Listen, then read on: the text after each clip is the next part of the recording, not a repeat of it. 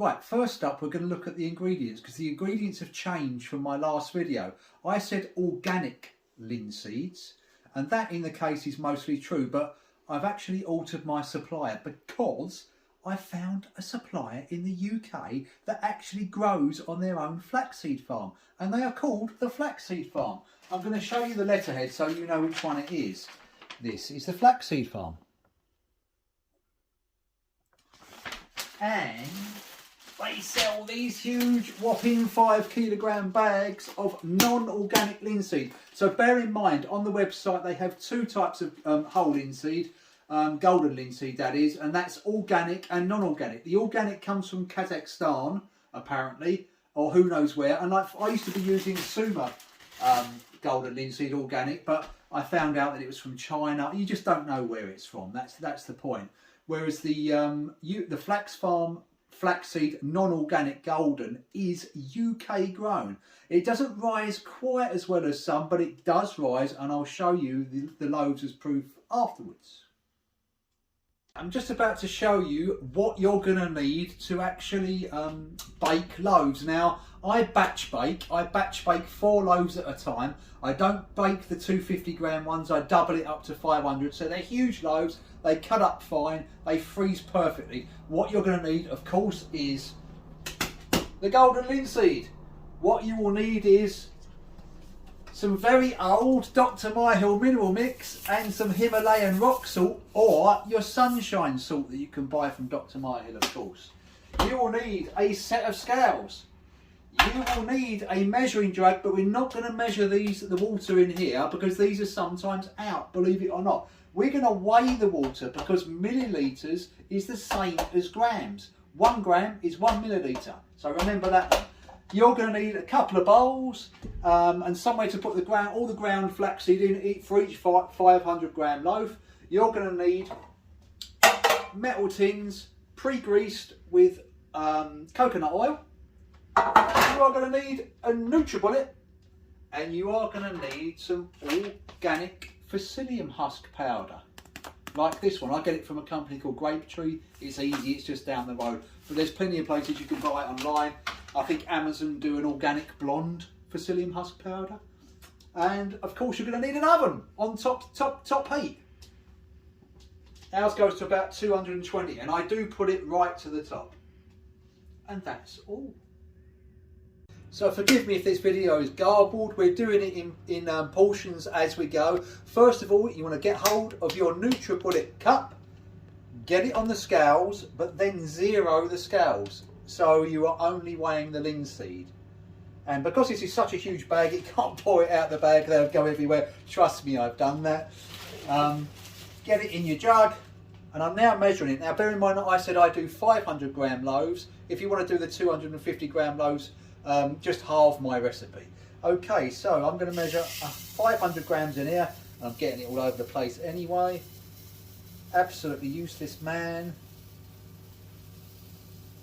So when I get to the top, 525, so I'm going to put a little bit back and not a lot.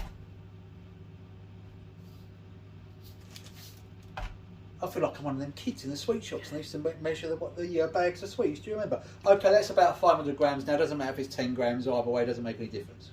Right, so I'm advising you not to do it the way I'm going to do it, but guys, I haven't got a milling blade. I've got a normal NutriBullet blade, and don't drop these either. If they bounce around a laminate floor, they take chunks out of it. Crikey, done that before as well. But you see, I've got about that much in there. It's probably a bit too much. I'd probably need to grind 3 of these to make my 500 gram loaf, and then I mix the dry ingredients together. But do get a milling blade, do slightly less than this, because this has got to go to a fine powder. Don't do this at home, children. This is my way of doing it. Need a milling blade. Right, remember I'm batch cooking, and I'm cooking 500 gram loaves where you've seen loaves with 250 grams in. So what does that look like? I've got 4 containers full, but there's my 500 grams of golden linseed, and it's all finely done now. And now I've got to add the dry ingredients, and the next dry ingredients are really, really crucial for this to rise.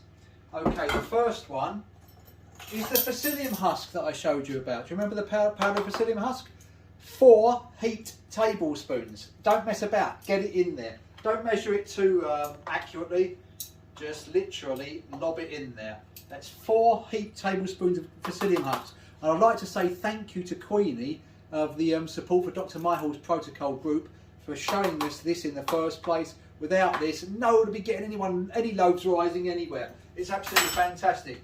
Next up, I use Himalayan rock salt. Dr Myhill also has sunshine salt, which is Dr Myhill mineral mix, realistically mixed with salt. I prefer to use the other because I have the pond water in the mornings as well, so that's a multi-mineral mix. You ever tasted that in a pint of water? I just don't suggest you do. Bush tucker trials, I think that'd be very, very easy after that. Anyway, salt, again, I'm not measuring. I pour loads of salt in, loads of salt in, loads of salt in, because once it comes to 1 slice in a loaf, you're not going to need to worry too much. And bear in mind, if you're on a PK diet like I am and you want to stay in ketosis, salt's actually quite important because we don't eat anything processed anymore. No crisps, unfortunately. Pork scratchings, yes. Ever been wondering what to do with your old Dr Myhill multi-mineral mix that you can't tolerate swallowing in water? Put it in your bread because you can't taste it. How fantastic is that? And again, I don't measure it. I just put it in very, very liberally. I guess what I'm aiming for is one of those small scoops per slice, so you don't overdo it either. And then the next thing is your choice. This is your choice whether you put this in here or not. I choose to because I definitely want these loaves to rise. This is Oaken's baking powder. You can get some gluten-free ones. This is a better one. It has got gluten, it has got carbohydrate in it, but once a loaf's measured out, I think I get about 15 slices out of one of my loaves. You're looking at like that much carbohydrate, so it's okay. Right, so how much do I put in there? 1 heaped teaspoon, like so. Right, I've now mixed all the dry ingredients. They're all mixed up nicely. It's all nice and fine, and it's ready to add the hot water.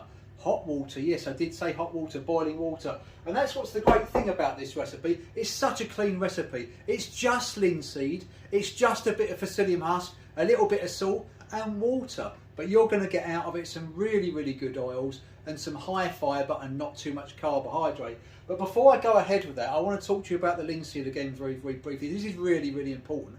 I have tried a myriad brands of linseed. Some rise and some don't. I don't think it's necessarily down to a brand. It can be the batch, how old it is, when it was grown, where it was grown, and so on. Some of my Suma loaves have risen and some haven't. But like I said before, I didn't really know where the linseed was coming from. And when I found that we were growing it in the UK here, I thought, you know, we have much more controls in the UK. We know where this stuff's coming from. It doesn't rise brilliantly, but it does rise, and I'm quite happy with the product. Okay, we're going to mix the water next. Piping hot boiling water. Now with a 250 gram loaf, it's 270 millilitres of water. Just double it for a 500 gram loaf, so it's 540 millilitres of water. I don't use measuring jugs. They're always out. Put it on a set of scales and then put the scales to 0. And I'm very quickly going to add this till 540. There we go, 540 now. And I'm going to chuck it literally straight into the mix. Now you guys are going to want to watch this. This is really, really labour intensive. You have to get into it and stir it really quickly because the psyllium husk starts to set straight away. And you'll soon feel it go because it's like Play-Doh. Now I'm really having to hammer it here. So you ME sufferers out there, and I've got ME as well, but I'm a lot better these days. I would get someone else to do this part of it because it's absolutely exhausting. It's already going like Play-Doh in the middle here. Literally already, but I need that water in there because the water's going to turn to steam to rise this. Okay, that's already set. Already actually in a lump. And this is very hot, so it's lucky I've got nerve ending damage because I can't feel this. But in my hands, I pat it into a genuine loaf shape or general loaf shape, straight into the tin. Push it down out to the edges because the more is touching the metal, the hotter this is going to get, the more steam's going to come out of it. and so on. Right, now what I'm going to do very briefly is cover this in more coconut fat. So what I'm going to do is I'm sealing the top of it. So I'm sealing the top of it with coconut fat. Thank you to Kerry, my trusty helper behind the camera there, without whom none of this would be possible. Right, so I'm putting oil all over this, all over it. It's like kind of like sealing it in. So the idea is that when the steam rises in the bread, it kind of doesn't come out to the last minute. So it raises it instead. Right, okay. Now what I personally do, I score the loaf. So that's to try and preclude the air bubble in the top of the loaf. You know what I'm talking about, don't you? I go about 1 inch to ½ an inch down and score it through the middle like that. And no sooner have I done that, I whack it straight in the oven, which should be on 220. Mine's on 220 at the moment. It's boiling hot in there, and I try and put it in the hottest part, which is the left on my oven for whatever reason, I don't know. Right, phew, all 4 loaves are in the oven, and that was a mission. Honestly, if you've got ME like I have, just get someone else to do it. I'm lucky these days. I do follow Dr Myhill's protocol, and I've been doing it for quite some time now with more to do. But I used to be bedbound. I was 8.5 stone. I was in a real mess. I had a heart attack and everything else. In fact, I'm just 2 weeks right now out of surgery. But here I am, standing here, baking loaves. If there's anybody with ME here who doesn't know what I'm talking about, just go and visit Dr Myhill and her ME protocol. Join her Facebook group. There's some wonderful people on there. And a massive, massive shout out to her, actually, to Dr Myhill herself. Without her, I wouldn't be standing here. None of this would be possible, and I wouldn't be talking to you guys and making a complete mess on the video as I'm doing, and a mess of my kitchen, which Kerry's going to have to clear up. Yeah. Right, hopefully the proof is in the pudding. Time to take the loaves out. It's literally live still now. Got to turn the oven off. Now bear in mind, because I cook these at 220, they're probably going to be a bit dark on top, a little bit burnt, but the idea behind that is to make them to rise. Smells great, by the way, and what I mean by that is all the different brands of golden linseed I've ever used, some smells a little bit off, some smells a little bit fishy. This stuff smells as fresh as a daisy. It's not bad at all. Anyway, let's get them out before they burn even further. Right. There we go.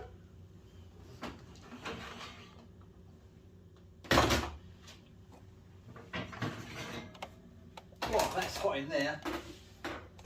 Okay, so some of them have had a little bit more than others. They have risen. I'm going to wait for these to cool fully now. It's really, really important I do that. They have to go cold before you can go anywhere near slicing them, but I'll cut them open once they're fully cool and show you what they look like inside.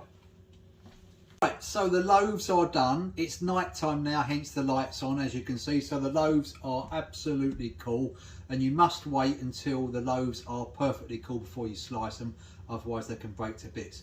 And now the proof is in the pudding. They don't raise as high as some of the other ones that I've done, but I mean, remember this is the British linseed, so we will see. Gosh, cut it straight in half. One loaf of PK bread, and it's still a little bit doughy at the bottom there, but once you toast this up, that's as good as any one, and it's got a better flavour. Like I say, some of the other linseed that I've tried is quite old. Sometimes it smells of fish, ew, but this doesn't. This really is a good British linseed. It's non-organic, but it does the job if you bake it the way I've shown you. I'm really impressed with it. I'm really impressed with people's feedback on the bread as well in the videos that I've done before. But I'd like to give a big shout out to Dr Myhill herself. Thank you so much. Look at me now. I was bedbound for 8.5 years, but look at me now. I've still got loads of problems going on, but hopefully I'll be getting there with those. Thank you to Craig Robinson and Kate for looking after the site and the books and everything. It's absolutely phenomenal. Just trying to give a little bit back.